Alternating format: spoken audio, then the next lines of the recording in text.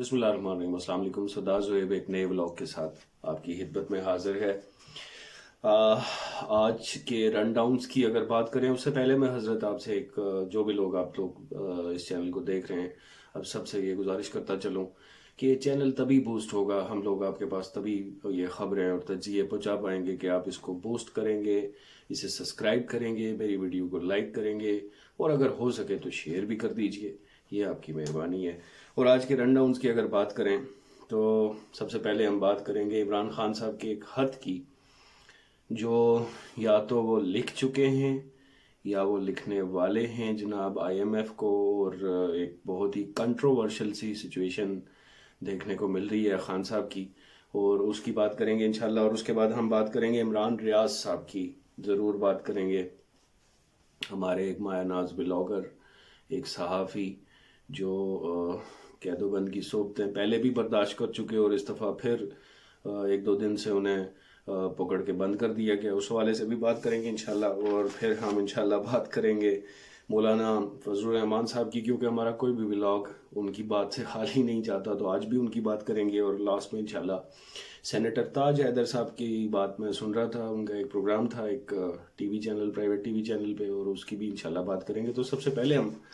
بات کریں جناب عمران خان صاحب کے آئی ایم ایف کو ایک خط کی۔ کنٹروورشل سی سچویشن ہے جناب، سمجھ نہیں آ رہی کہ یہ خط کو کہا خان صاحب نے یہ ہے کہ خط ہم لکھیں گے آئی ایم ایف کو کہ آپ جو نیکسٹ گرانٹ دینے والے ہیں، جو دوبارہ قرضہ جو دینے والے ہیں، اس کو مشروط کیا جائے ملک میں جو ہونے والے انتخابات ہیں ان کی شفافیت پہ، اور ایک کمیٹی بنانی کی ڈیمانڈ کی ہے بیسیکلی، اور وہ آئی ایم ایف کو رپورٹ کرے اور پھر آئی ایم ایف قرضہ جاری کرے۔ تو یہ خان صاحب نے بات کی ہے، اور اس حوالے سے بس میں زیادہ تجزیہ تو نہیں دے پاؤں گا، کیونکہ انہوں نے یہ کہا، کیونکہ ابھی کچھ کہا گیا کہ خط ابھی بھیج دیا گیا ہے، کوئی لوگ کہہ رہے ہیں کہ خط ابھی نہیں بھیجا،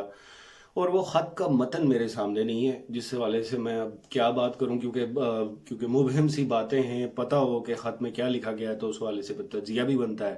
تبصرہ بھی بنتا ہے۔ لیکن ایک چیز ضرور، اگر وہ نہیں لکھا گیا یا ہم سمجھتے ہیں، جو اپنا تجزیہ میں سامنے رکھتا چلوں، کہ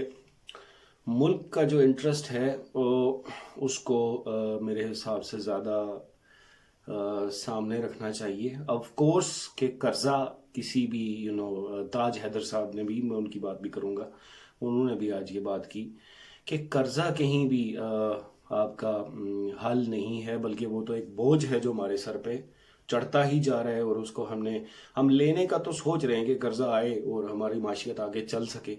لیکن ہم یہ نہیں سوچ رہے کہ یہ قرضہ ہم واپس کیسے دیں گے، ہماری معیشت کیسے بلڈ ہوگی، ہم اپنی اکانومی کو کس لیول تک لے کے جائیں گے کہ ہم اس کنڈیشن میں آئیں گے یہ سارے قرضے جات واپس ادا کیے جائیں، کیونکہ ان پہ انٹرسٹ بھی ہوتا ہے، آہستہ آہستہ وہ انٹرسٹ انکریز ہو رہا ہے۔ ہم اب زمان پارک پہ چھاپا مارا گیا اور تلاشی، اور دن دناتے ہوئے کافی سارے پولیس والے اور لوگ جو سیکورٹی ایجنسیز سے تھے وہ زمان پارک خان صاحب کے گھر میں گھس کے اور تلاشی لی، پتہ نہیں کس بات کی وہ تلاشی لے رہے ہیں۔ وہ مجھے یاد آئی ایک بات، ہمارے ایک مایہ ناز کشمیر کے ہی ایک شاعر تھے، شورش کاشمیری، تو وہ ان کا بڑا ایک عجیب سا ایک سلسلہ تھا کہ وہ جب وہ گھر میں رہتے تو تالا لگایا ہوتا، اور جب باہر جاتے تو کھلا چھوڑ کے جاتے۔ تو کسی نے دریافت کیا کہ یہ جناب شورش کاشمیری صاحب، یہ کیا سلسلہ ہے، آپ جب باہر جاتے ہیں تو کھلا چھوڑ کے جاتے ہیں؟ تو وہ کہتے ہیں جناب کہ اس گھر میں جو کوئی قیمتی اور نایاب چیز ہے وہ تو میں ہی ہوں، تو اس لیے میں نے تالا لگایا۔ تو خان صاحب تو اس گھر میں موجود نہیں ہیں، باقی تو کچھ قیمتی اس میں ہے نہیں، تو آپ لوگ اس میں جا کے کیا ڈھونڈ رہے ہو؟ یہ بات میری تھوڑی سمجھ سے باہر ہے، پلیز اس پہ ایکسپلین کریں۔ اور جناب عمران ریاض صاحب کی بات کریں تو عمران ریاض صاحب کو آج غالباً دوسرا یا تیسرا دن ہے، اینٹی کرپشن والے پکڑ کے لے گئے، اور جس سلسلے میں پکڑ کے لے گئے وہ ایک جھیل ہے کوئی انہوں نے خریدی ہوئی ادھر اندرون پنجاب میں ہے۔ یہ جناب ریاض صاحب جو ہے نا، ذمہ دار اور تگڑے لوگ آدمی ہیں، یہ ان کے والد صاحب بھی اچھے ذمہ دار ہیں، اور اچھی زمین ہے ان کے پاس، پہلے سے بھی موجود ہے، جاگیردار ٹائپ بندہ ہے یہ، الحمدللہ اس کے پاس پیسے کا کوئی کمی نہیں ہے، اور اس بات پہ کوئی ایسی بھی بات نہیں ہے، اور اس پہ کوئی انہوں نے زمین خریدی اور فضول سا کوئی ایک کیس بنا کے اینٹی کرپشن والے جناب خان عمران صاحب کو پکڑ کے اندر لے گئے، اور ابھی 2-4 دن میں بڑے برے حالات میں جناب کو رکھا گیا ہے، سنا ہے وہاں حالات ان کے لیے اچھے نہیں ہیں، سازگار نہیں ہیں، اور ان سے ایک ہی جو بیسیکلی ان کا قصور تو ایک ہی ہے کہ بولتے ہیں جناب، تو ان سے بولنے سے انہیں کہا کہ آپ پرہیز رکھیں، آپ ابھی پلیز آپ نہ بولیں، خاموش رہنے کی ان سے کہا گیا ہے۔ تو میرے حساب سے دیکھتے ہیں، وہ عمران ریاض صاحب تو مجھے نہیں لگتا کہ وہ اتنے آرام سے ٹوٹنے والے آدمی ہیں،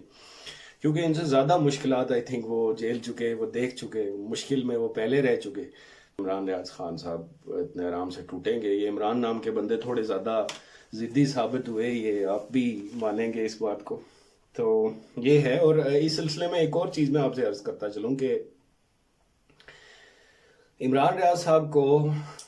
پنجاب میں مریم نواز کی گورننس کے بعد اریسٹ کیا گیا، تو اگر تو ان کا کوئی اس میں ہاتھ نہیں ہے تو اچھی بات ہے، جو کہ ممکن نہیں ہے۔ وہ ان کی پہلے سے عمران ریاض خان صاحب سے کوئی جو ہے نا ان کی نبتی نہیں ہے مریم نواز کی، تو یہ نہ ہو کہ انہوں نے پہلے ہی اندر کر دیا ہو، تو یہ کوئی اچھی بات نہیں ہے صحافت کے لیے، اس کو ہم ریجیکٹ کرتے ہیں، اور ہم امید کرتے ہیں کہ عمران ریاض صاحب جلدی ہی گھر تشریف لا جائیں۔ مولانا صاحب کی بات کریں، مولانا صاحب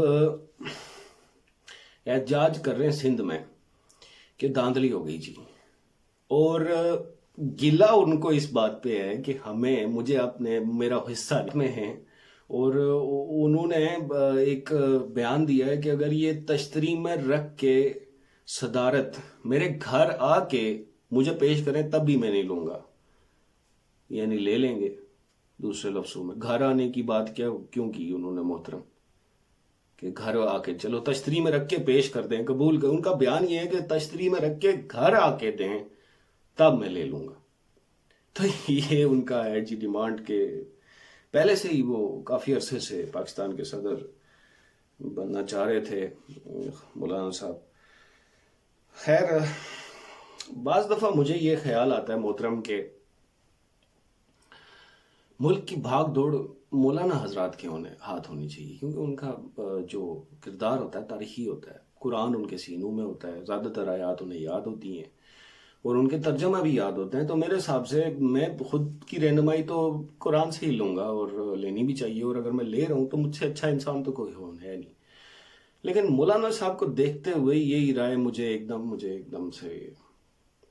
اپنی رائے سے واپس پیچھے ہٹنا پڑتا ہے۔ اور میں آپ کو ایک بات بتاؤں ہے کہ اس پاکستان جو کہ اسلام کے نام پہ قائم ہوا، اس کو اسلامی حوالے سے جو اسلام کے نام پہ جو لوگ موجود ہیں مولانا حضرات، وہ اس کو نہیں چلا سکتے۔ یہ ایک میرا سوال ہے آپ سے۔ اور جناب بات کریں گے سینیٹر تاج حیدر، میں خود مدعی ہوں جناب کا، ایک اچھے گڈ آدمی ہیں، لبرل آدمی ہیں جناب، اور اچھی سوچ رکھنے والے، مثبت پازیٹیو سوچ رکھنے والے آدمی ہیں، اور ان کی میں بات سن رہا تھا تو انہوں نے خان صاحب کی اس خط کے حوالے سے خان صاحب کو سپورٹ کیا کہ ہم میری رائے میں یہ کہا کہ میں یہ چاہتا ہوں کہ یہ جو قرضے والا سلسلہ ہے یہ رک جائے، یہ قرضہ ہمیں نہیں لینا چاہیے اور ہمیں خود کفیل ہونا چاہیے۔ تو اصل بات بھی یہی ہے کہ میں نے آپ سے گزارش کی ہے، پہلے بھی ارلیئر میں آپ سے گزارش کر چکا ہوں، تو جناب میں آپ سے یہ گزارش کرتا چلوں کہ یہ جو قرض ہے یہ ایسا ہے کہ ابھی تو ہم لے جا رہے ہیں، کوئی مسئلہ نہیں، ہمیں اپنے حالات کے لیے قرض کی ادائیگی بڑی ضروری ہے، قرض ہمیں چاہیے ابھی، ہمیں چونکہ ہمارے آپ سمجھیں کہ گورنمنٹ کے خزانے کے پاس اتنے پیسے بھی نہیں کہ وہ اپنے سرکاری ملازمین کی تنخواہ ادا کر سکے، تو ایسا نہ ملا میں تو یہ ہمارے ملک کے لیے مشکل ہو جائے گا، بڑی پریشانی کا سبب بنے گا۔ لیکن سوال یہی ہے کہ جو قرض لے کے ہم سرکاری ملازمین کی اور اپنا سرکار چلائیں گے، وہ سرکار اس قرض کو واپس کرنے کا کیا سوچ رہی ہے، ان کے پاس کیا پلان ہے؟ اور دوسرا یہ کہ کیا ہم آئندہ آنے والی ساری نسلیں، سب لوگ، آنے والی ساری حکومتیں کیا اس قرض پہ منحصر رہیں گی؟ کیونکہ میں جب سے شعور سنبھالا میں یہی سن رہا ہوں کہ حکومت قرضہ لے رہی ہے اور قرضہ لے کے اپنا نظام چلا، آئی ایم ایف سے قرضہ، انٹرنیشنل بینک سے قرضہ، اور مختلف حکومتوں سے، مختلف ممالک کے پاس جا کے بھیک مانگنا کہ ہمیں قرض دیں تاکہ ہم اپنی گورننس چلا سکیں۔ یہ سلسلہ آخر کب ختم ہوگا؟ اس قرض کی واپسی کا ہمارے پاس کیا سدباب ہے، اور اس سلسلے میں ہم کیا سوچ رہے ہیں کہ تقریباً 2,40,000 کے قریب ایک پاکستانی پہ ابھی قرضہ، ہر پاکستانی پہ 2,50,000 تک تقریباً قرض موجود ہے۔ تو اس سلسلے میں ہمارے جو صاحب اقتدار لوگ ہیں، جو تھنک ٹینکس ہیں، پالیسی میکرز ہیں، اور ہمارے جو بیوروکریٹس بیٹھے ہیں، ملٹری بیوروکریٹس ہیں، جو سول بیوروکریٹس، حکومت سے میں کیا بات کروں گا؟ شہباز شریف کے پاس کیا حل ہے اس گورنمنٹ کا، یا اس ہاک ڈار جیسے آدمی کے پاس؟ کہتا ہے کہ خود ہی جا کے حکومت بنائی جا سکتی ہے، اگر صدر صاحب اشارہ نہ کریں تو پھر بھی اسمبلی کا اجلاس تو بلایا جا سکتا ہے۔ اسحاق ڈار صاحب، آپ نے اپنا آئین لکھا ہوا ہے، اسحاق ڈار صاحب، ذرا جواب دیں آپ۔ یہ آپ سے عرض کرتا چلوں کہ اس چینل کو سبسکرائب کریں جناب۔ آخر میں آپ سے یہی گزارش ہے کہ اگر آپ دیکھتے ہیں اور آپ کو پسند ہے ہمارا ولاگ